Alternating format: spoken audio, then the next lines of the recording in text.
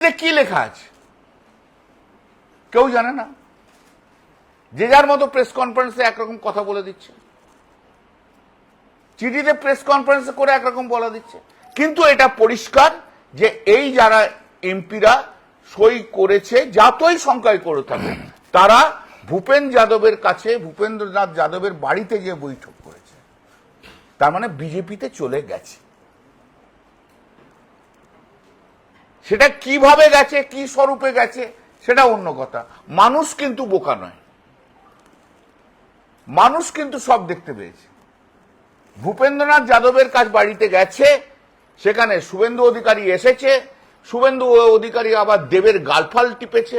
দেবের তো এই প্রথম বোধহয় কোনো মুখ্যমন্ত্রী গাল টিপল। যাই হোক, কেউ হলো, তারা গেছে, চলে গেছে।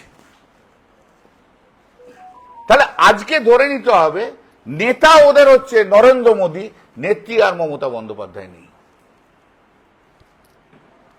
কথার জাগলারই থাকতে পারে, আমি এই করছি, আমি ওই করছি, আমি এই চাইছি, আমি ওই চাইছি, আমি কেন্দ্রীয় সরকারের সাথে চাইছি, আমি কনস্টিটুয়েন্সিতে কাজ করবো বলে চাইছি। কিন্তু যে মুহূর্তে ভূপেন্দ্রনাথ যাদবের কাছে গেছে, তার বাড়িতে বসে বৈঠক করেছে, সেই মুহূর্তে প্রমাণিত করে দিচ্ছে যে তারা বিজেপি মেনে নিয়েছে। কিন্তু বিজেপি এদের কাউকে নেবে না।